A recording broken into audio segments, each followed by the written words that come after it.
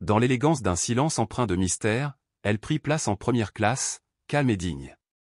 Lorsqu'elle demanda poliment un verre d'eau, l'hôtesse de l'air s'arrêta un instant, puis refusa bruyamment devant tous. Personne ne réagit, personne ne s'interrogea. Mais ce que nul n'imaginait, c'était l'identité véritable de cette femme, car un simple appel discret de sa part allait tout bouleverser.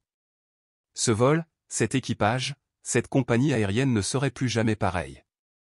Avant de plonger dans ce récit saisissant, prenez un instant pour nous dire, dans les commentaires, d'où vous nous suivez, Paris, Québec ou peut-être encore plus loin. Si les histoires qui éveillent les consciences vous captivent, abonnez-vous à notre chaîne et activez la cloche pour ne rien manquer de nos prochains récits. Elle s'installa discrètement au premier rang de la première classe, glissant ses jambes sur le cuir lisse avec une grâce imperceptible. Elle se nommait Élise Moreau, bien que peu de passagers à bord auraient pu la reconnaître au premier regard. Vêtue d'un blazer bleu marine impeccablement taillé, associé à un pantalon assorti, ses cheveux grisonnants noués en un chignon soigné, elle dégageait une confiance tranquille. Sur ses genoux reposait un fin dossier noir, rempli de notes manuscrites, c'étaient les dernières révisions pour le discours qu'elle devait prononcer le lendemain matin. Son sujet portait sur la dignité, l'égalité de traitement et le pouvoir discret de la retenue. Alors que les derniers voyageurs embarquaient, Élise posa délicatement le doigt sur le bouton d'appel. Sa gorge était sèche après une matinée agitée, et elle n'avait pas eu le temps d'acheter une bouteille d'eau à l'aéroport. Elle attendit, les yeux fixés sur la poche du siège devant elle. Quelques instants plus tard, l'hôtesse de l'air arriva, un badge indiquant « Camille » accroché à sa veste. Âgée d'une quarantaine d'années, ses boucles blondes parfaitement coiffées, porteuse d'un sourire figé qui n'atteignait jamais ses yeux, elle ne salua pas Élise. Elle ne demanda pas non plus ce qu'elle souhaitait. Immobile, elle la dévisagea comme si elle attendait une explication. Élise parla d'une voix douce, « Puis-je avoir une bouteille d'eau, s'il vous plaît ?» Camille croisa les bras. « Le service des boissons n'a pas encore commencé, » répliqua-t-elle, sans aucune nuance. « Je comprends, » répondit Élise, toujours calme. « Ma gorge est un peu sèche, si ce n'est pas trop demandé. »« Madame, » interrompit Camille en haussant la voix, attirant tous les regards en première classe. « J'ai dit que nous n'avions pas encore commencé. Vous devrez attendre que l'embarquement soit terminé et que nous ayons atteint l'altitude de croisière. » Il n'y avait aucune raison de parler si fort, mais personne ne bougea pour intervenir. L'homme assis à côté d'Élise, un voyageur discret en costume gris, baissa soudain les yeux sur son livre, feignant un vif intérêt pour les pages. « Je ne voulais pas compliquer les choses, » murmura Élise, toujours d'une douceur imperturbable. Mais Camille ne répondit pas. Elle resta plantée une seconde de plus, puis tourna les talons sans un mot. Élise ne regarda pas autour d'elle, mais elle sentit l'atmosphère changer, on l'observait désormais, on la jugeait, on supposait. Et cette partie-là était encore plus douloureuse que le simple refus de l'eau, personne n'avait offert son aide, personne n'avait pris la parole.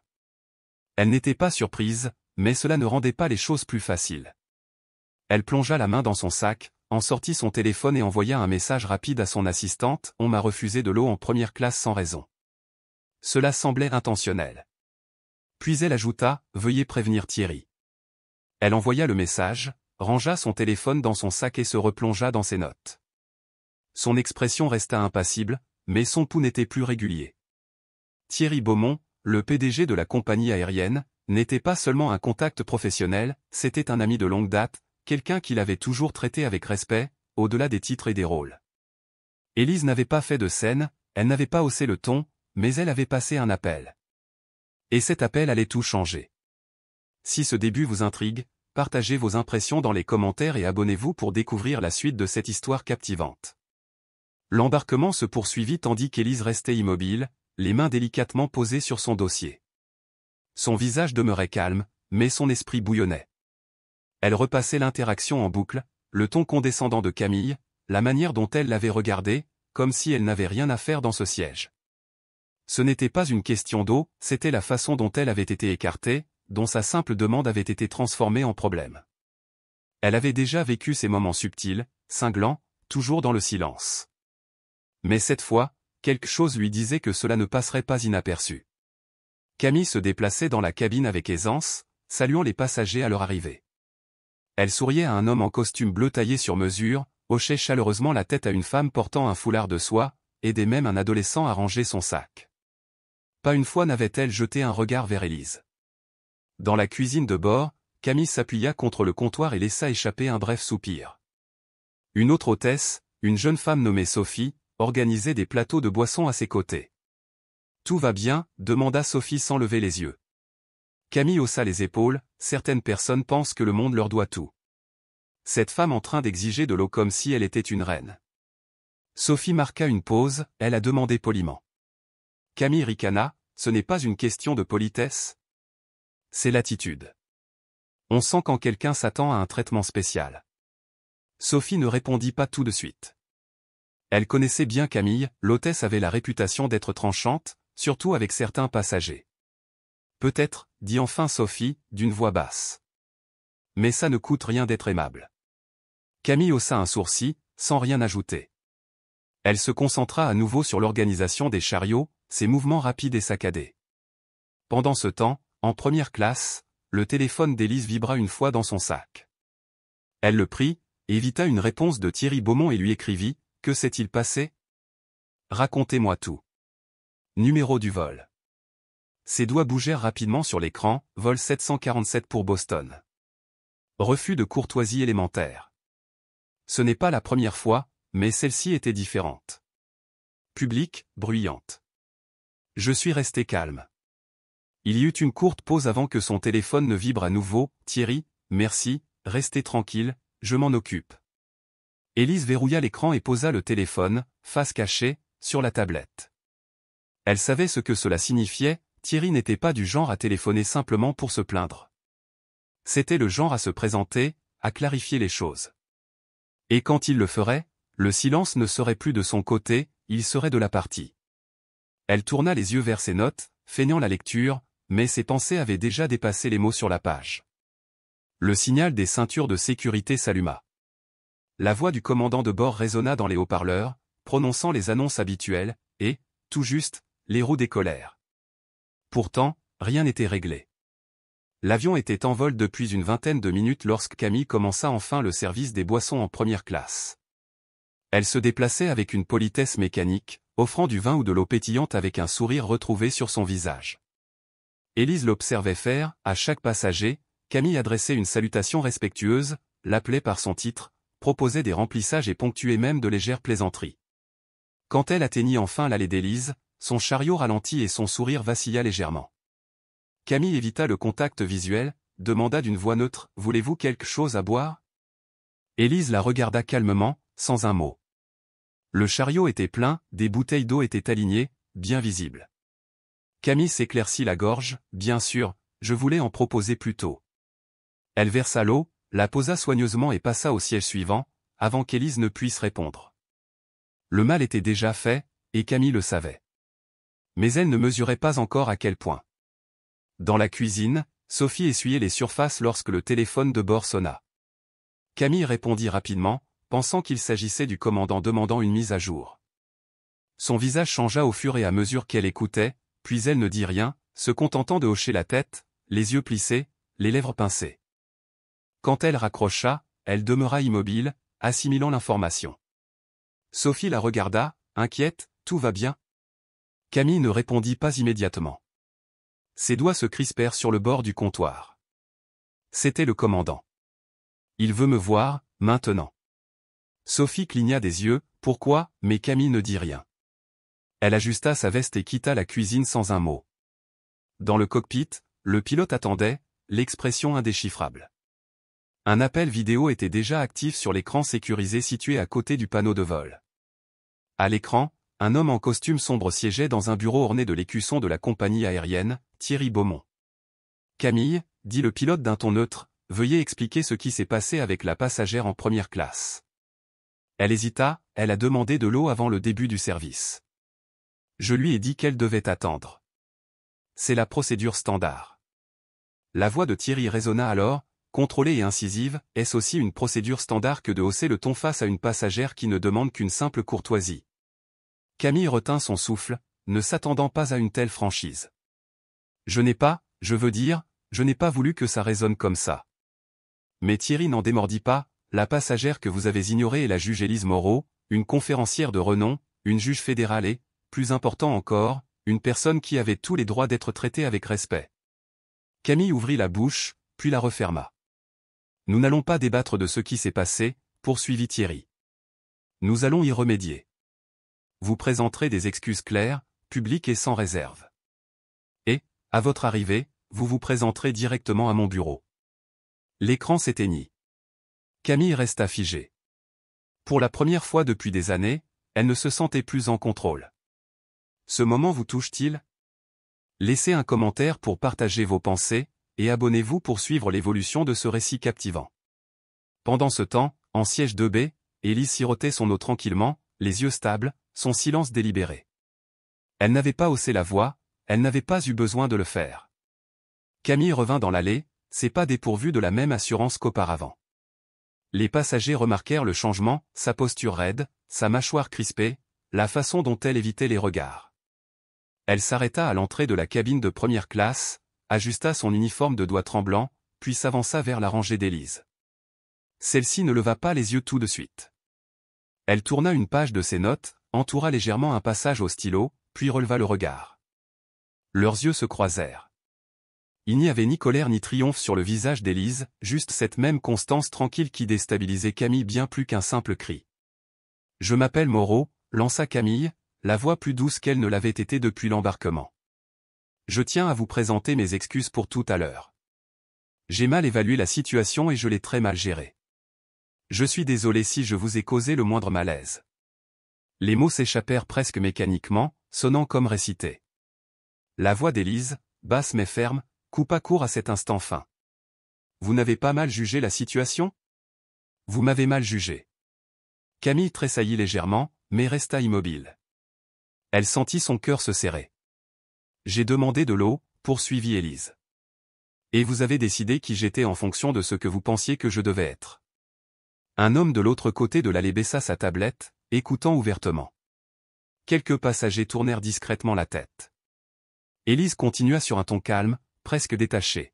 « Je voyage avec cette compagnie depuis 15 ans, première classe, classe affaires, économie.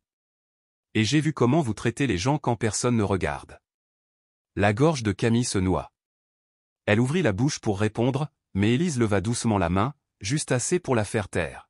« Je ne suis pas intéressée par des phrases apprises par cœur, dit-elle. Si vous êtes vraiment désolé, très bien, mais comprenez bien ceci, ce que vous avez fait n'était pas un simple malentendu, c'était un choix. » Les mots d'Élise restèrent comme suspendus dans l'air, lourds de reproches. Le silence dans la cabine s'alourdit. Élise prit son eau et en but une gorgée lente. Puis, d'une voix qui ne laissait place à aucune contestation. « Vous pouvez partir maintenant. » Camille hésita, puis, sans un mot, se détourna et retourna à la cuisine, le visage brûlant de honte. Dans son siège, Élise ne sourit pas, elle n'en avait pas besoin. Les excuses étaient prononcées, mais le pouvoir avait déjà changé de camp, et rien ne pouvait revenir en arrière. Dans la cuisine, Camille s'appuya contre le comptoir, la respiration irrégulière. Elle fixa le mur, repassant la conversation dans sa tête, ces mots l'avaient touchée plus profondément qu'elle ne l'aurait cru. C'était un choix. Elle avait déjà entendu des plaintes, certains passagers étaient grossiers, d'autres impolis, mais aucun ne l'avait jamais fait se sentir aussi exposé. Aucun n'avait eu assez de poids pour transformer l'atmosphère d'une cabine entière. À ses côtés, Sophie se tenait silencieuse, observant. Elle avait entendu la majeure partie de l'échange, l'énergie dans la cabine avait changé, tout le monde le ressentait, même ceux qui faisaient semblant de ne pas écouter. Sans un mot, Sophie croisa les bras, son regard en disait plus que n'importe quelle phrase. Camille, dépouillée de tout repère défensif, n'avait plus rien sur quoi s'appuyer. En première classe, Élise était revenue à ses notes, mais elle ne lisait pas vraiment. Son esprit était ailleurs, les excuses, aussi superficielles fussent-elles, avaient été prononcées en public. Cela comptait.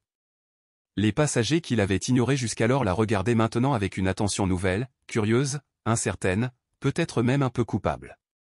Un jeune homme en costume gris clair, de l'autre côté de l'allée, se pencha prudemment vers elle. « Excusez-moi, dit-il d'une voix hésitante. J'ai vu ce qui s'est passé tout à l'heure. Je voulais juste dire que c'était injuste. Vous l'avez géré mieux que la plupart ne l'auraient fait. » Élise inclina légèrement la tête. « Merci. » Il hésita un instant, puis osa demander. « Est-ce que ce genre de choses arrive souvent ?» Leurs regards se croisèrent. Élise répondit en baissant les yeux vers la fenêtre. Plus souvent qu'on ne le pense. Le jeune homme se rassit, ne sachant que répondre. Élise tourna son regard vers l'extérieur, les nuages flottaient paisiblement. Dans la cabine, en revanche, tout avait basculé. Le silence pesait maintenant comme un mur invisible, les passagers, soudain conscients, ne pouvaient plus feindre de ne rien entendre. Son téléphone vibra discrètement dans le compartiment de l'accoudoir, une notification en vol de Thierry. Le Conseil a été informé. Une révision des politiques débutera cette semaine. Restez calme. Elle verrouilla l'écran et croisa de nouveau les mains. Les conséquences n'étaient pas terminées, elles ne faisaient que commencer. Qu'en pensez-vous de cette tension croissante? Partagez vos réflexions dans les commentaires et abonnez-vous pour ne pas manquer la suite de cette histoire puissante. Le vol se poursuivit comme si de rien n'était, mais la tension ne s'estompait pas. Elle planait dans l'air, tapis sous les conversations feutrées et le léger cliquetis des verres. Les passagers faisaient semblant de s'immerger dans leurs livres ou leurs écrans, mais la vérité se lisait dans leurs regards, brefs, prudents, tous dirigés vers le siège où Élise était assise, son expression indéchiffrable. Camille resta dans la cuisine plus longtemps que d'habitude, prétendant organiser des provisions inutiles. Ses mains bougeaient, mais son esprit était ailleurs, elle travaillait dans les avions depuis plus de 12 ans, elle avait déjà géré des passagers en colère, ivres, grossiers, même violents. Mais aucun ne l'avait jamais fait se sentir aussi petite. Élise n'avait pas haussé la voix une seule fois. Elle n'avait pas fait de scène, et, d'une certaine manière, cela rendait tout encore pire. La quiétude d'Élise, sa dignité tranquille, laissait à Camille aucune marge de manœuvre pour se défendre. On ne lui criait pas dessus, on ne l'insultait pas, on l'observait, on la jugeait, on la mesurait, on l'exposait par son propre comportement. Sophie brisa enfin le silence. « Tu n'as pas bien réfléchi, sur ce coup. » Les yeux de Camille se tournèrent vivement vers elle. « Pardon, je veux dire, dit Sophie prudemment. Tu as déjà été stricte, mais cette fois, c'est différent, tu ne savais pas qui elle était. » Camille croisa les bras. « Ce n'est pas la question. Les titres, je m'en fiche. » La voix de Sophie devint douce mais incisive. « Mais tu te soucies des apparences? Tu l'as vue et, avant même qu'elle n'ouvre la bouche, tu avais déjà décidé de son sort. » La mâchoire de Camille se crispa. « J'ai suivi la procédure, balbutia-t-elle. »« Non, » répondit Sophie, la regardant droit dans les yeux, « tu as suivi ton instinct, et ton instinct s'est trompé. » Il n'y avait plus d'arguments à opposer. Camille se détourna et fit semblant de vérifier la température des plateaux chauffants. À l'avant de l'avion, le commandant reçut un nouveau message via le canal sécurisé. Il était bref mais clair, Monsieur Beaumont rencontrera le vol 747 à la porte. Préparez un débarquement prioritaire pour assurer la présence de la sécurité au sol. Le commandant consulta le manifeste de vol, Moreau-Élise, juge d'assises. Il laissa échapper un long souffle, ce n'était plus une question interne à l'équipage, cela prenait de l'ampleur, et vite. Élise, toujours ignorante des plans précis en cours, continuait de lire. Sa posture restait inchangée, son visage ne trahissait aucune émotion. Mais à l'intérieur, elle observait, elle remarquait comment les passagers réagissaient, comment le silence s'était mué en regards lourds de jugement, comment le poids de la culpabilité glissait de ses épaules vers celles des autres. Un homme rangé derrière murmura quelque chose à sa femme. Une autre femme, plus âgée, parée de bijoux coûteux, regardait droit devant elle, puis baissait les yeux, l'expression figée. C'étaient des gens qui n'avaient rien dit quand tout avait basculé, ils avaient choisi le confort plutôt que la conscience. À présent, c'étaient eux qui se sentaient déplacés. Élise n'avait pas eu besoin de les mettre mal à l'aise, il lui suffisait d'exister. Et c'était précisément cela qui les rendait si inconfortables. Le signal des ceintures de sécurité s'alluma à nouveau, tandis que la voix du commandant résonnait dans l'interphone. « Mesdames et messieurs, nous avons entamé notre descente initiale. Veuillez vous assurer que vos ceintures sont attachées et que vos tablettes sont relevées. Équipage de cabine, préparez-vous pour l'atterrissage. » Élise se redressa, rangea calmement son dossier dans son sac et ajusta ses lunettes. Par la fenêtre, la ville se dessina peu à peu. Dans l'avion, un règlement de compte se poursuivait en silence. Alors que l'appareil amorçait sa descente vers la piste, le silence dans la cabine s'épaissit. L'énergie habituelle de la première classe à l'atterrissage, les étirements, les conversations, l'impatience de partir avaient disparu. Les passagers demeuraient droits dans leur siège, comme pétrifiés. Beaucoup jetaient des regards furtifs vers Élise, croyant qu'elle ne les remarquerait pas. Quelques-uns n'avaient même pas la décence de cacher leur curiosité. L'homme dans son siège tapotait nerveusement l'accoudoir. Le couple en face chuchotait à voix basse, leurs yeux passant d'Élise à la cuisine, l'air indéchiffrable. Élise, immobile, laissa ses mains reposer doucement sur ses genoux, son expression restait impassible. Le poids de l'incident précédent n'apparaissait pas sur son visage, mais il pesait dans chaque regard, flottait dans chaque pensée inachevée. Camille n'était pas revenue en première classe depuis les excuses, elle restait dans la cuisine, les mains en mouvement, l'esprit en ébullition. Elle voulait que ce vol se termine au plus vite. Jamais auparavant elle n'avait redouté un atterrissage. À présent, chaque seconde lui semblait interminable. Elle avait déjà reçu un deuxième appel du cockpit, Thierry Beaumont accueillerait le vol à la porte. Pas un assistant, pas un représentant, lui seul indiquerait que ce ne serait pas une simple réprimande à huis clos. Ce serait officiel, sérieux, peut-être même public. Sophie s'appuya contre le comptoir, les bras croisés. « Ça va ?» demanda-t-elle doucement. Camille ne répondit pas. « Sais-tu ce que tu vas dire ?»« Toujours rien. » Sophie soupira. « Tu aurais pu simplement lui apporter une bouteille d'eau. »« Je n'ai pas pensé, » commença Camille, puis s'arrêta, consciente que c'était là tout le problème, elle avait pensé, elle avait choisi, et désormais, on ne pouvait plus fuir cette vérité. À l'avant de l'avion, le commandant saisit les codes finaux pour l'autorisation d'atterrissage. Il jeta un dernier coup d'œil au message sur son écran, puis à la liste des cadres supérieurs prévus pour accueillir l'appareil. Pilote pour cette compagnie depuis 19 ans, il n'avait jamais vu le PDG demander à accueillir personnellement un vol. Il ne lui fallut pas longtemps pour comprendre pourquoi. Le téléphone d'Élise vibra discrètement dans la poche de son siège. Elle le sortit et lut le message, « Thierry Beaumont, nous sommes à la porte 18. Je serai là à l'ouverture des portes. Vous serez la première à sortir.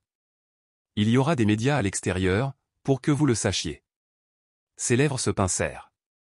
Elle n'avait besoin d'aucune attention.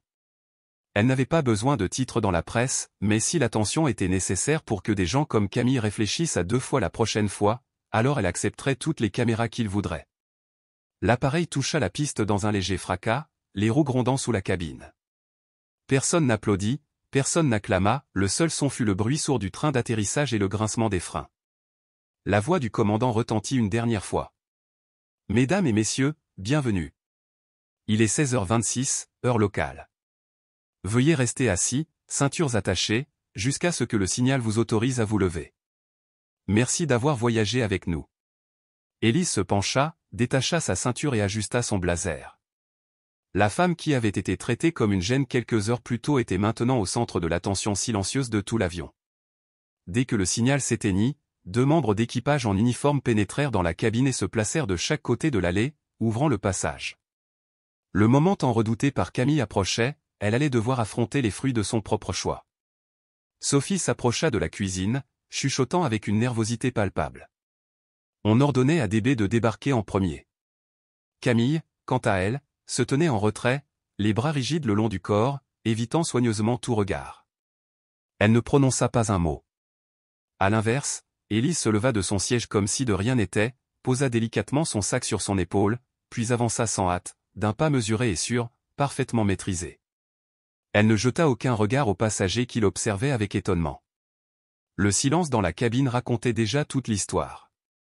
Dans leurs yeux baignaient culpabilité et malaise, plus éloquents que n'importe quel échange de mots.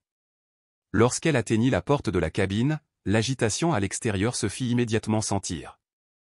Une berline privée, d'un noir profond, patientait non loin, tandis que des agents de sécurité de l'aéroport, alignés comme pour une cérémonie, bordaient le couloir. Et, au cœur de cette effervescence feutrée, se tenait Thierry Beaumont, grand, élégant, à l'attente silencieuse. Quand Élise posa le pied hors de l'avion, Thierry fit un pas en avant et incline légèrement la tête, « Bienvenue chez vous. » Sans un mot de plus, elle disparut derrière lui dans l'appareil. Pendant un instant, la cabine resta figée, chacun comprit alors que ce vol ne passerait pas inaperçu. Dès que le seuil fut franchi, l'atmosphère changea radicalement. Le pont d'embarquement, habituellement grouillant de personnel et de chariots, était figé. L'équipe de sécurité, en tenue immaculée, encadrait le chemin, la posture droite, les regards vifs. Devant eux, Thierry Beaumont, PDG de la compagnie aérienne, vêtu d'un costume anthracite impeccable, attendait, les mains jointes, le visage impassible et impénétrable. Élise, sans ralentir, marcha vers lui avec cette grâce assurée qui avait troublé tant de regards dans la cabine. Thierry s'avança à son tour et lui tendit fermement la main. « Merci pour votre patience, dit-il d'une voix mesurée. Élise serra sa main, hocha la tête en signe de reconnaissance. Merci de prendre cela au sérieux. Il ne prononça pas un mot sur ce qui s'était produit, il le savait déjà. Chaque plainte, chaque instant de tension avait été enregistré, documenté et analysé en vol. Le système avait fonctionné à la perfection, escalade rapide, notifications immédiates, réponse en temps réel. Mais l'affaire d'Élise relevait de la responsabilité individuelle, plutôt que d'une simple défaillance technique. Il la guida vers un salon privé adjacent à la sortie. À l'intérieur, l'attendait une équipe de presse, non pour questionner Élise, mais pour couvrir la suite des événements. Cette fois, il n'y aurait pas d'excuses feutrées derrière des portes closes. C'était l'une des nouvelles directives que Thierry avait adoptées après des incidents similaires, trop d'erreurs avaient été étouffées par le passé, mais pas cette fois-ci. Pendant ce temps, dans l'avion, l'air passa de l'immobilisme à un malaise lourd. Les passagers chuchotaient, n'essayant même plus de dissimuler leurs murmures. « Saviez-vous qui elle était ? Avez-vous vu comment ils l'ont escortée ? Et pourquoi n'avons-nous rien dit ?» Dans la cuisine, Camille demeurait figée, immobile depuis l'ouverture des portes. Son visage, d'un pâle livide, trahissait une anxiété sourde, tandis que ses doigts s'accrochaient au comptoir comme à un point d'ancrage. Pendant la majeure partie de sa carrière, elle s'était persuadée d'être intouchable. Parfois, des passagers se plaignaient, mais jamais la situation n'allait aussi loin. Quelques réprimandes écrites, une discussion discrète avec son supérieur. Mais maintenant, un agent possédant un badge et un clipboard l'appelait à descendre. Un homme vêtu de l'uniforme des opérations aéroportuaires se tenait dans l'allée, flanqué de 2 cadres supérieurs et d'un officier de sécurité.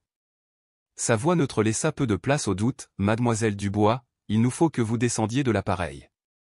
Monsieur Beaumont exige un débriefing formel. » Les passagers les plus proches de l'avant se penchèrent légèrement vers l'allée, certains feignant de consulter leur téléphone tout en filmant en silence.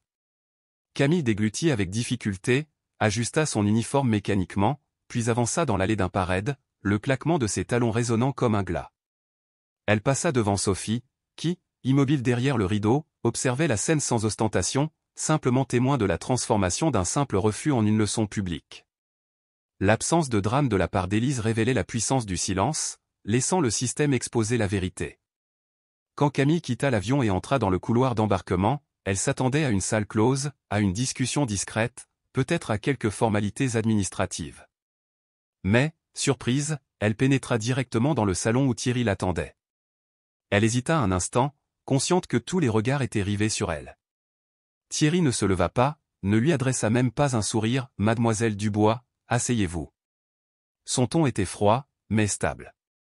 Elle obéit, joignit ses mains sur ses genoux, tandis qu'Élise, déjà assise à côté de lui, gardait le silence, paisible, digne. Thierry saisit un dossier, en retira le rapport de vol, l'examina un long moment, sans un mot. Les caméras, implacables, filmaient chaque instant, prêtes à diffuser la scène. Lorsqu'il leva enfin les yeux, sa voix portait un mélange de gravité et de retenue. « Vous avez refusé une courtoisie élémentaire. Vous avez transformé une simple demande en humiliation publique. Et, après avoir découvert à qui vous aviez affaire, vos excuses banales n'ont même pas reconnu la gravité de votre geste. » Camille ouvrit la bouche pour protester, mais Thierry leva un doigt. « Ne m'interrompez pas », puis il se tourna vers Élise. « Juge Moreau, si vous le voulez bien, voudriez-vous lui offrir l'opportunité d'écouter ? » Pas de se défendre, simplement d'écouter. Élise hocha la tête sans hésiter. Elle leva les yeux vers Camille, le regard ferme. « J'ai demandé de l'eau. Vous m'avez vu, et vous avez décidé que je n'avais pas ma place dans votre classe. C'était votre choix. J'ai passé ma carrière à rédiger des lois pour protéger les gens de décisions comme la vôtre. Mais aucune loi ne change la mentalité des individus. Seules les conséquences y parviennent. » Le visage de Camille se crispa, mais elle garda le silence. Élise, de la voix posée et basse, ajouta. « Vous ne m'avez pas seulement manqué de respect. Vous avez montré à chaque passager présent qu'il valait mieux juger certains passagers dès l'entrée. Ce n'est pas quelque chose que vous réparez par de vagues excuses, c'est quelque chose dont vous devez répondre. » Thierry inclina la tête, d'un geste lent. « Vous êtes suspendu immédiatement, en attendant l'examen du conseil disciplinaire. En attendant, vous êtes relevé de vos fonctions. » Les yeux de Camille se remplirent de larmes retenues, mais aucune ne coula. D'un pas lourd, elle se leva, les épaules voûtées, et quitta la pièce. Elle n'était plus seulement humiliée, elle était transformée. Dans le silence qu'elle laissa derrière elle, Thierry se tourna vers Élise. « Désirez-vous que nous diffusions un communiqué ?» Elle secoua doucement la tête, laissez le silence parler pour nous. Et elle avait raison, tous ceux qui l'avaient vue dans l'avion, dans le terminal, puis dans le salon regarderaient cette image non pas comme un scandale, mais comme une leçon sans éclat, une réplique silencieuse qui imprime l'histoire plus profondément qu'un cri. Peu après, les nouvelles de l'incident à bord du vol 747 se répandirent. Quelques heures après l'atterrissage, les réseaux sociaux s'enflammèrent, une photo floue montrait Élise quittant l'avion au bras de Thierry Beaumont, une autre capturait Camille, escortée quelques minutes plus tard, le visage blême, les épaules crispées. Aucune légende n'était nécessaire, les images parlaient d'elles-mêmes. Pourtant, cela n'empêcha pas Internet de s'emparer de l'affaire. Sous des hashtags tels que « Juge Moreau justice aérienne » ou « Billet première classe », des internautes exprimaient leur indignation. Certains partageaient des expériences similaires, d'autres relataient des humiliations subtiles, balayées comme des quiproquos. Mais tous savaient qu'il ne s'agissait pas d'un malentendu, cet incident était la preuve vivante d'un problème enraciné. Au siège de la compagnie aérienne, Thierry Beaumont se tenait devant son équipe exécutive lors d'une réunion d'urgence, organisée aux premières heures de la soirée. Dans la salle de conférence, dont les murs de verre dominaient la ville scintillante, il se posta face à ses cadres, le visage impassible mais l'intonation aiguë, ce n'est pas un problème de relations publiques, c'est une question de valeur. Notre politique stipule que la première classe est sans question ni jugement. Mais les politiques ne signifient rien qu'en se charger de les appliquer les bafouent. Un cadre prit la parole, devons-nous présenter des excuses publiques ? Thierry secoua la tête, pas encore. Nous ne cherchons pas à sauver la face, nous voulons engager un véritable changement. Il frappa doucement la pile de rapports d'incidents posés sur la table. Au cours des 2 dernières années, nous avons suspendu 5 employés pour des comportements similaires, plaintes privées, actions internes, aucune responsabilité publique. Cela cesse dès aujourd'hui. De l'autre côté de la ville, Élise était chez elle, dans son appartement offrant une vue panoramique sur l'horizon urbain. Les lumières des gratte-ciel scintillaient dans l'obscurité naissante, tandis qu'elle sirotait un thé chaud.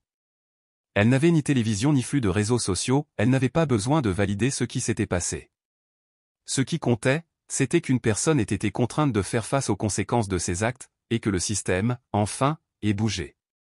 À 19h30, son assistante Claire appela, « Ça explose, tout le monde en parle. On me demande si vous voulez faire une déclaration. » Élise esquissa un léger sourire, « Laissez-les parler. » Claire hésita, « Faut-il que je prépare une prise de parole ? Un communiqué ? » Élise répondit, douce mais ferme, « Pas pour l'instant. Laissons le silence peser sur eux. Qu'ils l'éprouvent. » Pendant ce temps, dans son modeste appartement, Camille fixait immobile l'écran de son téléphone, inondé de messages, collègues, amis, famille, certains compatissants, d'autres plus virulents. Elle n'y répondait pas. Son esprit ne cessait de répéter les paroles d'Élise, « Vous ne m'avez pas seulement manqué de respect, vous avez montré à chaque passager que certaines personnes méritent moins. » Ce n'était pas une accusation prononcée dans la colère, mais chargée d'une vérité implacable.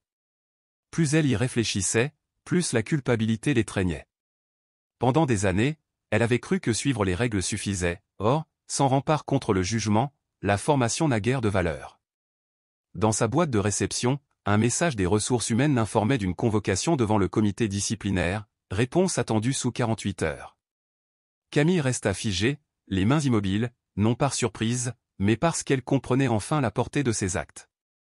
Au siège de la compagnie, l'équipe de Thierry Beaumont peinait désormais à rédiger un nouveau protocole de formation, un programme non seulement axé sur le service client et la connaissance des procédures, mais destiné à confronter chaque employé à ses préjugés, ceux qu'il embarquait dans la cabine et qu'il nourrissait silencieusement.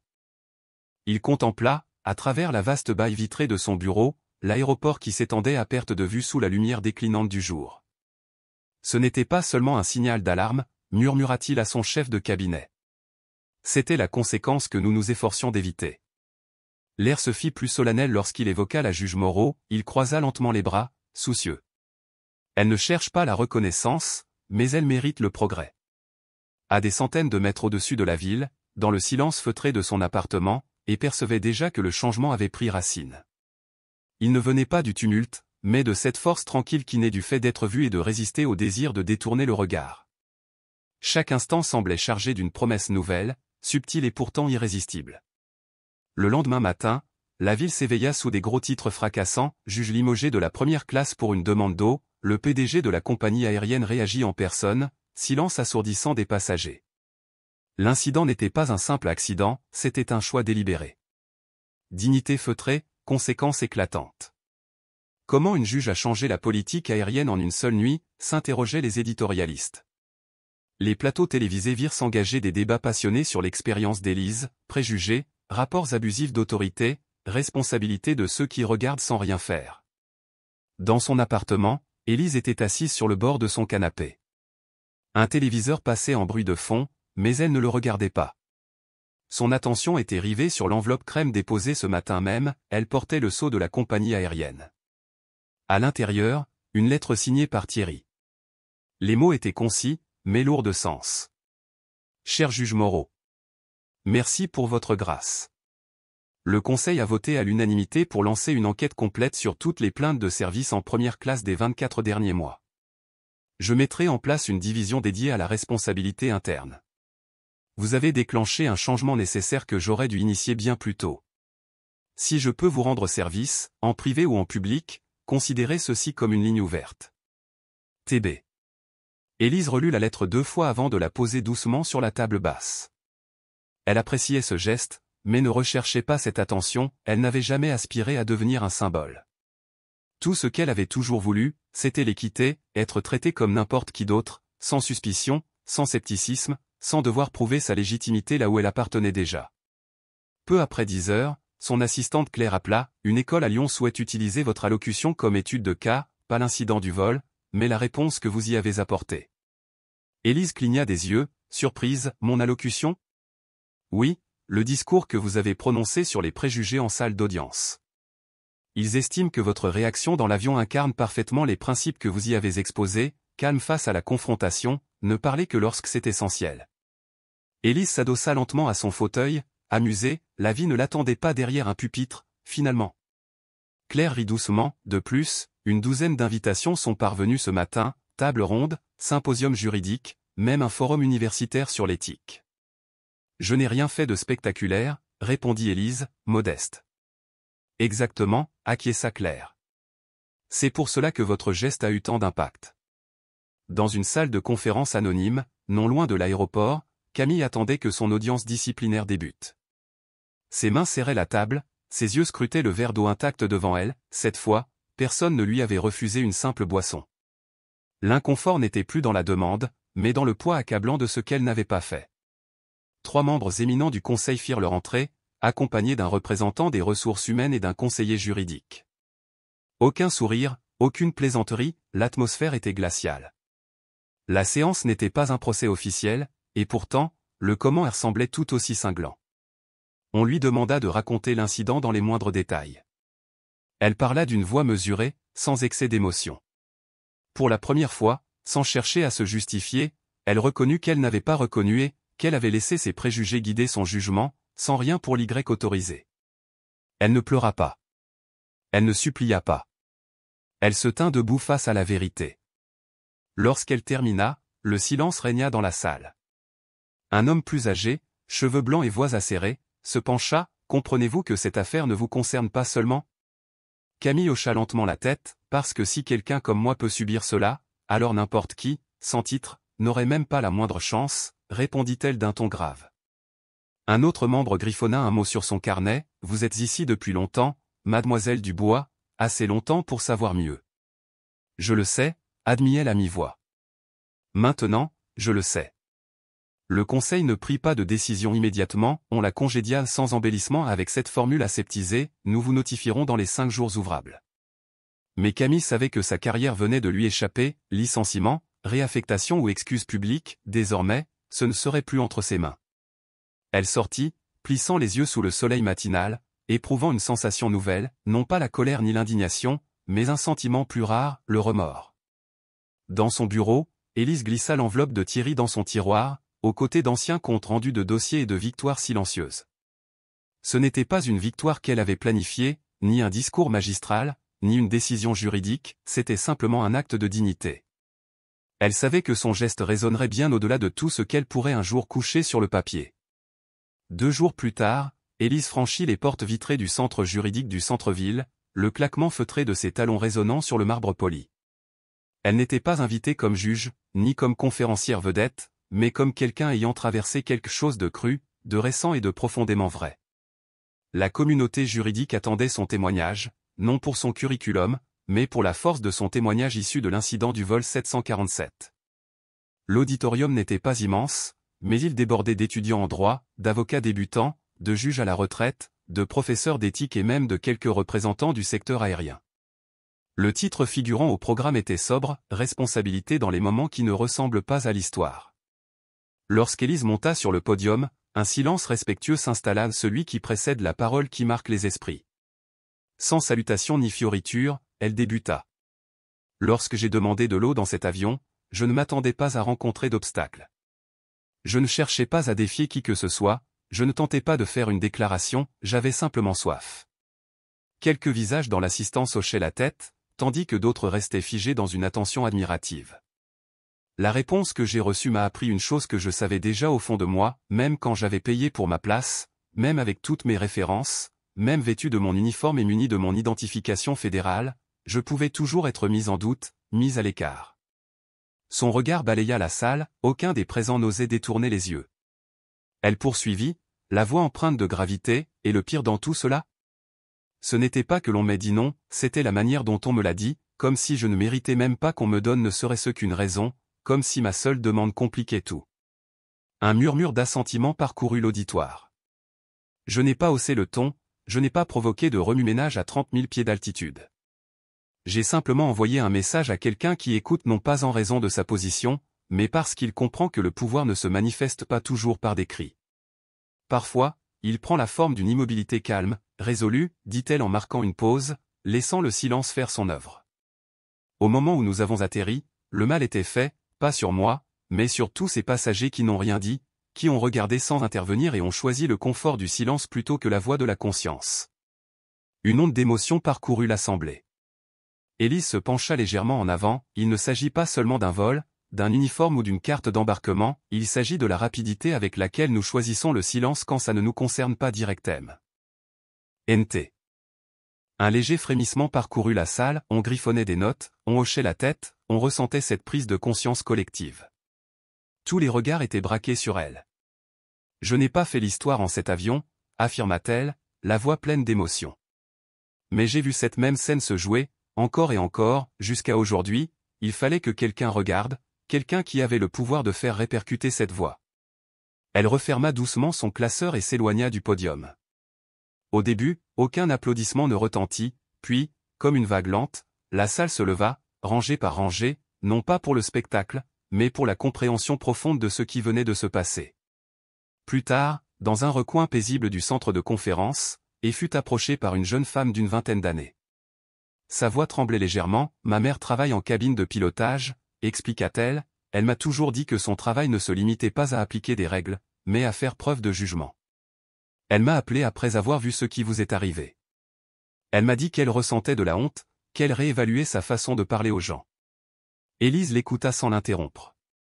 La jeune femme poursuivit, elle travaille depuis 18 ans et n'a jamais pris la parole ainsi auparavant. Alors, merci, pas seulement d'avoir parlé, mais d'avoir refusé de laisser passer l'injustice. Élise hocha la tête avec douceur, le moment est d'autant plus significatif lorsqu'il pousse quelqu'un, qui n'a jamais été poussé à changer, à reconsidérer sa propre posture. À l'autre bout de la ville, dans une salle de repos désertée, au siège de la compagnie aérienne, Camille s'assit seule, le verdict disciplinaire en poche, licenciement pour faute, sans possibilité de réembauche. Elle s'y était largement préparée, et malgré tout, elle resta face à la lettre, le cœur lourd. Elle avait vidé son casier, rendu son badge d'accès, et avant de partir, elle avait adressé une ultime demande aux ressources humaines, laissé une lettre non pas pour la direction, non pas pour son syndicat, mais pour Élise. Assise là, un stylo à la main, elle peinait à écrire la première phrase, non pas parce qu'elle ne savait pas quoi dire, mais parce que c'était la première fois depuis des années qu'elle s'adressait à quelqu'un sans chercher à diriger, à se défendre ou à revenir en arrière. Après plusieurs brouillons, elle finit par composer. Je vous ai déçu, non pas à cause d'un simple tort, mais à cause d'un état d'esprit que je n'ai jamais remis en question. Vous n'aviez pas besoin que je vous serve de l'eau, vous aviez besoin que je vous voie, je ne l'ai pas fait. J'ai perdu mon emploi, oui, mais ce qui me fait le plus mal, c'est d'avoir perdu la vision que j'avais de moi-même. Et à présent, tout recommence. J'espère seulement que ces mots auront un sens, même s'il est trop tard pour vous. Elle plia soigneusement la feuille, la glissa dans une enveloppe à l'adresse d'Élise. Pour la première fois depuis longtemps, elle éprouvait quelque chose de plus proche de l'honnêteté que de la honte. Et, à des centaines de kilomètres de là, Élise se tenait à la fenêtre de son hôtel, contemplant la ville qui s'éclairait doucement sous les rayons du crépuscule, consciente que, parfois, un simple regard peut tout changer. Elle ne savait pas encore pour la lettre, mais quelque chose lui murmurait que cette histoire n'était pas terminée. Elle venait à peine d'atteindre le point où tout commençait à changer. Le lendemain matin, la lettre arriva à la résidence d'Élise, discrètement glissée entre une pile de courriers transférés. Son assistante, Claire, l'avait récupérée au dépôt du tribunal et, sans un mot, l'avait posée sur le bureau d'Élise. Elle n'avait pas remarqué la petite enveloppe manuscrite, soigneusement adressée, pas d'entête officielle, pas de carte de visite, seulement ces quelques mots tracés en cursive sur le devant, juge Élise Moreau. Il n'y avait aucune adresse de retour, juste son nom et son titre. Élise revint de sa promenade matinale aux alentours de 9 heures, toujours en chaussures de marche et manteau léger. Le calme feutré de son appartement l'accueillit comme à chaque fois. Le soleil filtrait à travers les lames du plancher, réchauffant le bord de son fauteuil favori.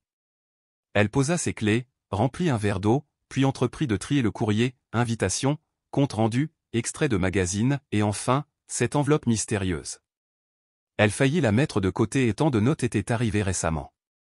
Certaines provenaient d'inconnus, d'autres de collègues, la plupart offraient solidarité ou demandaient conseil. Mais quelque chose dans cette lettre lui semblait différent, son poids, la retenue de l'écriture, l'absence de tout papier à en-tête. Elle l'ouvrit lentement. À la lecture des premières lignes, son souffle se coupa, non pas de colère, ni de douleur, mais d'une émotion plus rare, la reconnaissance. C'était Camille. Élise s'assit, la lettre ouverte sur ses genoux, et lut mot à mot. Il n'y avait ni défensive, ni discours performatif, Camille ne demandait pas pardon. C'était authentique, brut, d'une sincérité que la plupart évitaient. À mi-chemin, une ligne fit trembler la main d'Élise pendant plusieurs secondes, « Vous aviez besoin que je vous voie et je ne l'ai pas fait. » Élise expira lentement, relut cette phrase. Elle avait passé tant d'années à entendre des excuses semi-voilées, formulées pour réduire les sanctions ou regagner les bonnes grâces. Mais là, ce n'était pas une question de sauver la face, c'était un face-à-face avec la réalité, un aveu sans détour. Elle ne répondit pas à la lettre ce jour-là. Au lieu de cela, elle la déposa dans son bureau, au fond d'un dossier marqué « Correspondance personnelle », un dossier qu'elle ne complétait que rarement. À l'intérieur, il n'y avait que 3 autres lettres, une de son père, le jour où elle avait réussi le barreau, une d'une femme à qui elle avait évité une expulsion injuste, et une d'un de ses anciens professeurs de lycée, qui lui reprochait d'être trop discrète pour diriger. Désormais, la lettre de Camille reposait au milieu de ses souvenirs, non pas parce qu'Élise lui pardonnait sur le champ, mais parce qu'elle comprenait qu'elle comptait. Plus tard dans l'après-midi, Élise se trouvait à l'université, invitée à parler aux étudiants en droit. Ce n'était pas pour détailler ses jugements ou sa philosophie légale, mais pour évoquer le courage moral. L'auditorium était comble étudiants, professeurs, activistes, journalistes, et même quelques employés de la compagnie aérienne, silencieux, l'observaient alors qu'elle s'avançait au centre de la scène. Elle n'avait pas apporté de notes, n'en avait pas besoin. J'ai réfléchi aux excuses, commença-t-elle, les mains le long du corps. Je parle de celles qui ne viennent pas facilement, de celles qu'on écrit après que tout a déjà été brisé. La salle demeura muette. Nous vivons à une époque où tout le monde a peur d'avoir tort. Alors, nous répétons nos mots, nous planifions nos échappatoires, nous inventons de nouvelles façons de justifier d'anciens comportements. Mais ce que nous faisons rarement, c'est nous asseoir dans l'inconfort d'être le problème. Elle laissa cette idée s'installer. Ce matin, j'ai reçu une lettre de quelqu'un qui m'a publiquement déçu, totalement. Elle n'écrit pas pour se justifier. Elle écrit pour admettre. Elle écrit pour affronter ce qu'elle a fait, sans me demander de porter un PAN de ce fardeau. Quelques têtes se tournèrent, certains reconnurent déjà de quoi elle parlait. Je ne vous dis pas cela pour solliciter votre sympathie. Je vous le dis parce que c'est rare, et ça ne devrait pas l'être. Elle fit une pause, balaya l'assemblée du regard. Si vous voulez travailler dans le droit, la politique, ou tout autre domaine où le pouvoir change de main chaque jour, comprenez ceci, vos erreurs ne vous définiront pas autant que votre manière d'y répondre. Après la conférence, des dizaines d'étudiants se massèrent autour d'elle, chacun posant des questions. Certaines portaient sur le droit, d'autres sur « comment prendre la parole quand personne d'autre ne le fait ». Mais un jeune homme en uniforme de maintenance, discret et respectueux, attendit la fin pour s'avancer. « J'étais dans un vol une fois, dit-il à mi-voix. Ils m'ont ignoré pendant tout le service. J'ai levé la main 2 fois. Ils ne sont jamais venus.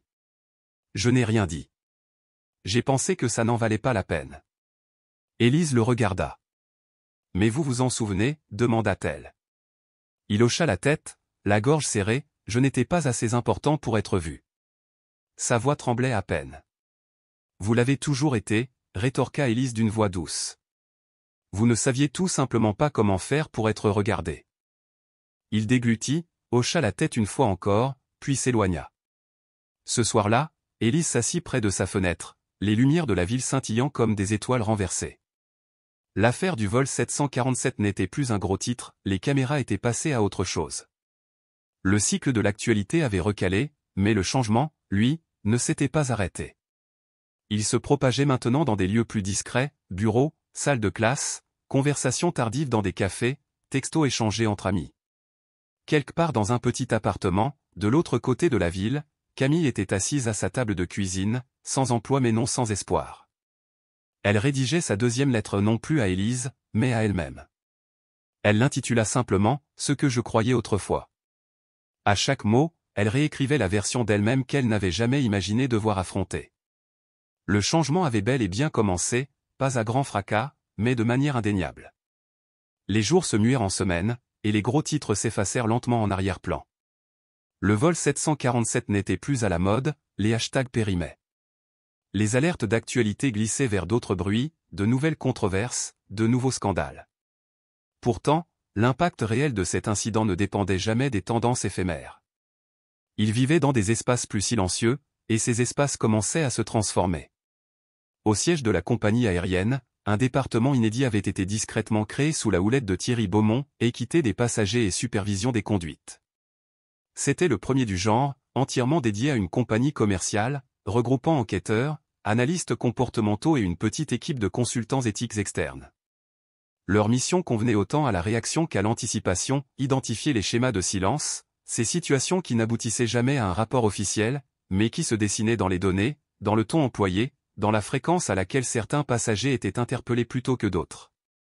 Ne construisons pas ce département pour protéger l'entreprise, avait martelé Thierry devant son conseil. Nous le bâtissons pour confronter la culture.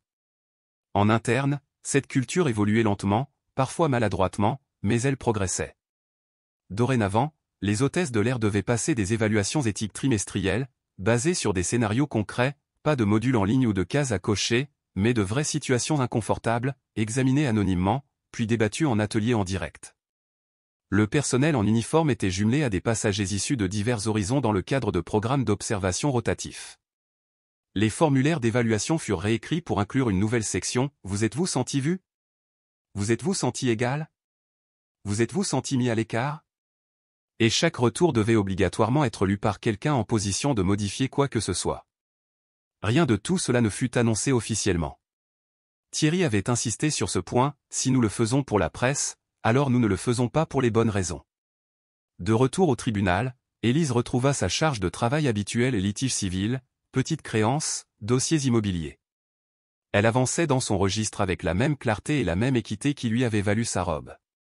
Pourtant, quelque chose en elle avait changé. Pas plus forte, pas plus dure, mais plus aiguë. Elle scrutait chaque plaignant, chaque défendeur, un peu plus longtemps désormais. Non pas pour les interroger, mais pour s'assurer qu'elle les voyait pleinement. Et cela comptait. Dans les salles d'audience, les petits moments bâtissaient la confiance, or elle croyait que la confiance était la première victime des préjugés. Un jeudi soir, alors qu'elle venait de terminer sa dernière audience et qu'elle rassemblait ses dossiers, son assistante passa la tête dans la porte. « Quelqu'un demande à vous voir, dit-elle. Elle n'a pas pris rendez-vous. » Élise releva les yeux, intriguée, « Qui ?» L'assistante hésita une seconde, puis répondit, « Elle s'appelle Camille. » Élise resta figée un instant, puis hocha la tête, faites-la entrer. Camille entra, vêtue simplement d'un jean et d'un pull gris doux, sans maquillage. Sa posture était différente, ni résignée, ni défensive, juste authentique. Juge Moreau, dit-elle d'une voix empreinte de respect. Élise lui indiqua la chaise en face d'elle. Je ne veux pas prendre beaucoup de votre temps, commença Camille. Et je ne suis pas venu ici en attendant quoi que ce soit. J'avais juste besoin de vous dire quelque chose en face à face. Élise resta silencieuse, attentive. Un silence qui, comme toujours, rendait les mots plus lourds de sens. Je suis en thérapie depuis l'audience, poursuivit Camille. J'ai déconstruit la façon dont je vois les gens, dont je leur parle, dont je décide qui mérite quoi. Élise ne dit rien. J'ai réalisé que j'étais fier d'être ferme. Je pensais que cela me rendait forte, mais cela m'a rendue négligente. Je ne voulais jamais l'admettre. Je croyais que le professionnalisme signifiait garder les gens à distance, alors que maintenant je sais que c'est le contraire. Élise reprit la parole, la voix douce mais assurée, vous avez fait beaucoup de chemin, Camille hocha la tête, les yeux embués de larmes, mais ferme. Je ne cherche pas le pardon. Je ne l'attends pas. J'avais juste besoin que vous sachiez que je ne traverse plus les aéroports de la même manière. Je ne vois plus mes passagers de la même façon, et je ne travaillerai jamais plus dans ce rôle. Mais quoi que je fasse ensuite, je porterai toujours ce moment en moi. Elle déglutit, puis ajouta, je voulais juste que vous me voyiez, comme je ne vous ai pas vu. La voix d'Élise resta posée. Je vous vois, dit-elle, et j'espère qu'à l'avenir vous verrez les autres tout aussi clairement. Camille acquiesça lentement, merci, c'est tout ce dont j'avais besoin. Elle se leva, hésita un instant, puis quitta silencieusement le bureau. Élise resta immobile plusieurs instants, les doigts posés sur le dossier devant elle. Cet instant, discret, brut, profondément humain, valait plus que n'importe quel reportage viral, plus que n'importe quelle annonce politique. C'était la preuve que le changement ne s'imposait pas toujours comme une vague fracassante à travers le système. Parfois, il murmurait, porté par celui qui décidait enfin d'écouter. Ce soir-là, alors qu'Élise préparait ses notes pour un prochain panel juridique, elle s'arrêta au milieu d'une phrase. Sur la première ligne de sa page blanche, elle écrivit 2 mots, les lois les plus importantes. Puis, en dessous, elle ajouta, sont celles que nous appliquons en nous-mêmes. Elle ferma son carnet, éteignit la lumière et laissa le calme s'installer à fort, stable, mérité. 3 mois s'étaient écoulés depuis l'incident du vol 747, mais son impact se poursuivait discrètement, à des endroits où les caméras ne pouvaient atteindre. Dans un centre de formation de la compagnie aérienne, à la périphérie de la ville, un groupe de nouvelles hôtesses de l'air était rassemblé dans une salle de classe moderne. Des affiches colorées ornaient les murs, équipage souriant, procédures de sécurité, plans de cabine d'avion. Mais une affiche noire au texte blanc se distinguait. On n'oublie pas ce que vous avez servi. On se souvient de ce que vous leur avez fait ressentir. Désormais, un module de formation dédié avait été intégré à l'onboarding standard, étude de cas, vol 747. La formatrice, Cécile Dubois, ancienne responsable de vol, se tenait devant l'écran. Elle lança le diaporama, la première diapositive n'affichait pas de visage, seulement un nom, juge Élise Moreau. Certains d'entre vous ont peut-être entendu parler de ce cas, commença-t-elle. Ce n'était pas un gros titre très longtemps, mais au sein de cette compagnie, il a marqué un tournant définitif. La salle devint silencieuse. Cécile exposa les faits, non de manière dramatique, ni émotionnelle, mais avec la rigueur des faits, elle expliqua comment une simple demande d'eau avait été un point de rupture, comment le silence des autres passagers, le retard dans le service, le ton condescendant avait cristallisé le problème. Elle décrivit la réaction d'Élise, sa dignité mesurée et son calme retenu. Puis elle fit défiler une citation. Ce n'était pas un malentendu, c'était un choix, expliqua Cécile, et voici à quoi ressemble un préjugé quand on refuse de le reconnaître. Sur la diapositive suivante apparut l'image de la lettre de démission de Camille, accompagnée des mots « Voici à quoi ressemble la responsabilité lorsqu'elle arrive enfin ». Un jeune homme leva timidement la main. La juge a-t-elle déjà répondu publiquement, demanda-t-il. Elle n'en avait pas besoin, répondit Cécile. Son silence a fait plus qu'une conférence de presse ne l'aurait jamais pu. De retour en ville, Élise se retrouva dans un autre genre de salle, pas un tribunal, pas une salle de classe, mais un petit centre communautaire aux chaises dépareillées et aux tables pliantes formant un cercle. Un programme local de réinsertion l'avait invité à s'adresser à un groupe de femmes anciennement incarcérées, désormais en réinsertion. Ces femmes qui, comme la juge autrefois, avaient dû faire face à des systèmes qui ne les voyaient que rarement, voire pas du tout. Élise ne s'installa pas à la table principale, elle choisit une chaise parmi elles. « Je n'ai pas été retirée de la première classe à cause de mon travail, dit-elle d'une voix posée. J'ai été retirée parce que quelqu'un a décidé que je n'avais pas l'air d'appartenir là. » Les femmes écoutaient, non par obligation, mais parce qu'elles comprenaient non pas à partir de reportages, mais au fil de leurs propres expériences. Vous l'avez probablement ressenti, poursuivit Élise. Peut-être pas dans un avion, peut-être dans une banque, un hôpital, une salle de classe. Peut-être avez-vous saisi à travers un simple regard le ton méprisant, la suspicion, ces têtes qui se détournent. Elle confia, je n'ai pas riposté dans cet avion avec des mots tonitruants. J'ai riposté par ma présence, et cela a suffi.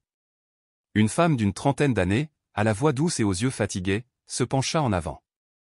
Mais si vous n'avez aucun titre, si personne ne sait qui vous êtes. Élise la fixa. Votre présence devient alors votre seul pouvoir. Vous n'avez pas besoin d'une robe ou d'un microphone. Vous avez juste besoin de connaître votre valeur, dit-elle. Quand vous la connaissez suffisamment, vous la portez. Et si vous la portez assez longtemps, les gens finiront par la ressentir, même s'ils prétendent le contraire. Le silence s'installa dans la pièce. Pendant ce temps, dans un bureau discret du département des ressources humaines de la compagnie aérienne, Camille était assise face à une nouvelle employée, une jeune latine nommée Amélie, à peine 3 semaines dans son poste. Camille n'était pas là pour discipliner ni pour encadrer, elle revenait non plus comme membre d'équipage, mais comme conférencière invitée pour la nouvelle rotation de mentorat éthique. C'était un volet de l'accord qu'elle avait négocié lors de son entretien de départ, si elle voulait rester en lien avec l'entreprise, ce serait uniquement pour enseigner ce qu'il ne faut pas faire. Désormais, elle semblait différente, moins formelle, moins scriptée, mais infiniment plus authentique. Je pensais que j'étais juste, confia-t-elle à Amélie, qui griffonnait des notes. Mais l'équité ne se résume pas à un traitement égal, elle exige une même considération. Cela signifie se remettre en question avant d'agir. Demandez, pourquoi suis-je sur le point de dire ce que je vais dire? Amélie leva les yeux, attentive. Pensez-vous qu'elle me pardonnera un jour, questionna-t-elle, faisant référence à la passagère qu'Élise avait défendue. Camille esquissa un léger sourire, elle n'en a pas besoin, elle m'a offert quelque chose de bien plus précieux, elle m'a permis de me voir sous un jour nouveau. Au même moment, Élise terminait son dernier dossier de la journée, un coupable et un plaignant, une petite créance, rien de spectaculaire. Mais en signant la décision, elle pensa à toutes ces salles où elle s'était assise récemment, le tribunal, le centre communautaire, l'université, l'avion, toutes différentes, toutes reliées par ce fil invisible, comment les gens sont perçus, et combien vite ils peuvent être ignorés. Elle rassembla sa toge, éteignit la lumière et sortit dans la soirée crépusculaire. Elle n'avait pas besoin de crier au monde ce qui lui était arrivé, le monde l'avait déjà su, et l'écho de cet instant, silencieux mais puissant, voyageait encore d'une conversation à l'autre, d'une décision à la fois. Élise Moreau continuerait à se présenter non pas pour être entendue, mais pour que quelqu'un d'autre puisse enfin être vu. 6 mois s'étaient écoulés depuis le vol 747. Le rythme effréné de la vie avait repris son cours. Les gros titres avaient changé, les gens étaient passés à autre chose. Pour la plupart, l'incident n'était plus qu'une anecdote, un exemple d'injustice moderne qui, après avoir suscité l'indignation, s'était peu à peu estompé. Mais pour ceux qui avaient vraiment prêté attention, pour ceux qui avaient senti le poids de ce silence, le souvenir demeurait vif, discret mais indélébile. Élise était assise seule dans la galerie d'un tribunal désert, bien après la clôture du dernier dossier. Elle s'y rendait rarement sans raison, aujourd'hui pourtant n'était pas affaire d'audience, de motion ou de jugement. Aujourd'hui marquait ses 25 ans en tant que juge. Aucun faste, aucun discours, c'était son désir. À la place, elle avait demandé que la salle d'audience reste ouverte, immobile, comme figée dans le temps. Elle voulait s'asseoir là où tant d'autres, au fil des ans, avaient cherché la justice, tremblant sous le regard d'un juge, espérant être crue. Élise contempla les rangées de bancs baignés dans la lumière dorée du soir. Elle pensa à toute cette distance qu'elle avait parcourue, à ces systèmes qui ne s'attendaient pas à ce qu'elle y trouve sa place. Pas en tant que femme, pas en tant que femme noire, pas en tant que personne refusant de se plier au rôle que certains voulaient lui imposer. Et pourtant, elle l'avait fait, sans jamais hausser la voix pour être entendue. La porte grinça derrière elle, et elle se tourna et aperçut son assistante, Claire, tenant une petite boîte enveloppée dans un papier gris. Élise haussa un sourcil, je t'ai dit, pas de cadeau. Claire sourit, ce n'en est pas un, c'est une reconnaissance. Élise prit la boîte, l'ouvrit avec précaution et souleva le couvercle. À l'intérieur se trouvait une photo encadrée, de qualité modeste, visiblement prise avec un téléphone. Elle la montrait dans le couloir d'embarquement du vol 747, descendant de l'avion, avec Thierry Beaumont juste derrière elle, en arrière-plan, une rangée de membres du personnel de sécurité et de la compagnie aérienne. Élise n'avait jamais vu cet angle. Elle ignorait même l'existence de cette photo. Mais ce qui l'émut profondément ne fut pas son propre visage, ce furent les regards de chaque personne autour d'elle, l'équipage visiblement nerveux, les officiers impassibles, Thierry déterminé, et elle-même, calme, sans excuse, entièrement elle-même. Sous l'image, une petite plaque portait cette inscription gravée, « Le silence que vous avez tenu en a dit plus que les mots n'auraient pu le faire ». Longtemps, Élise ne dit rien. Elle passa son pouce le long du bord du cadre, son expression restait impassible, fidèle à elle-même. Puis elle déposa doucement la photo sur le banc à côté d'elle. « Je n'ai pas demandé ce moment, » murmura-t-elle. « Je sais, » répondit Claire. « Mais vous y avez répondu. » Dehors, dans le tribunal, la vie continuait, des inconnus, qui n'avaient jamais entendu parler d'Élise Moreau, qui n'avaient jamais lu l'histoire de ce vol où une femme avait dû supplier 2 fois pour obtenir une bouteille d'eau, avaient déjà commencé à murmurer un nom. Cette femme, sans hausser la voix, avait transformé des carrières, inspiré des juges, changé des politiques. En refusant d'être invisible, elle avait imposé un nouveau regard, dans des excuses discrètes prononcées trop vite, dans la diminution des suppositions, dans des regards qui engendrent un regard nouveau, dans les récits intégrés aux formations des compagnies aériennes, dans les salles de classe, autour de tables familiales, dans ces conversations chuchotées entre étrangers, vous vous souvenez de cette juge. Élise se leva lentement, serrant toujours le cadre contre elle, et contempla une dernière fois la salle vide. Elle ne sourit pas, ce n'était pas son genre. Pourtant, elle ressentit une profonde sérénité.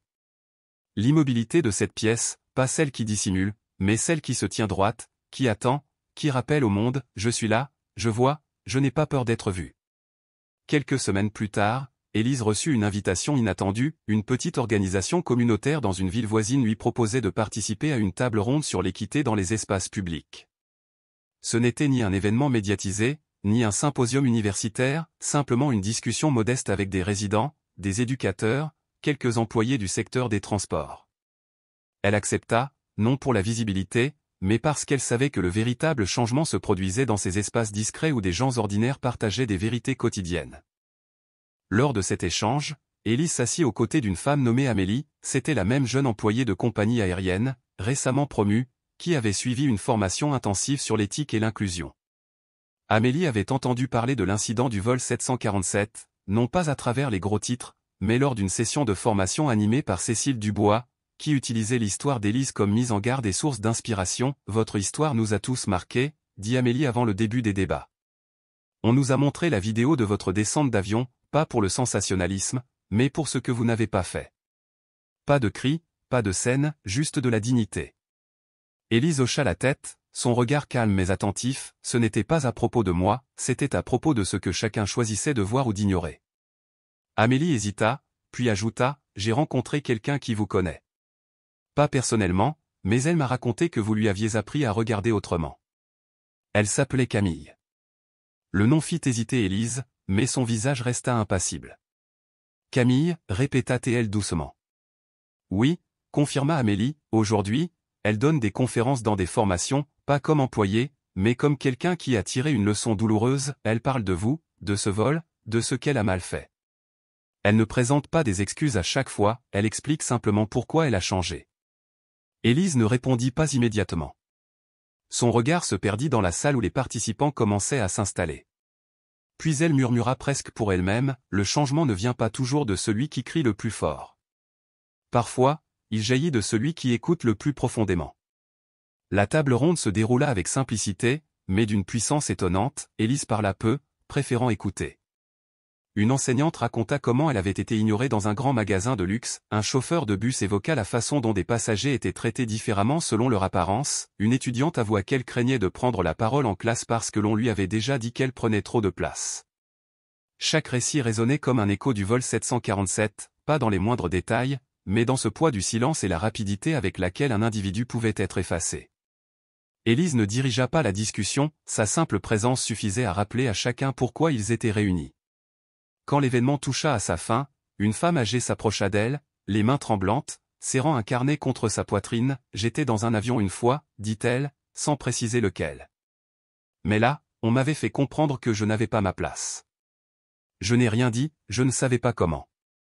Mais vous avez pris la parole pour nous tous. » Élise plongea ses yeux dans les siens. « Il n'est pas nécessaire de parler fort pour se faire entendre, il suffit de savoir que l'on mérite d'être là. » La femme hocha la tête, les yeux embués de larmes, puis s'éloigna.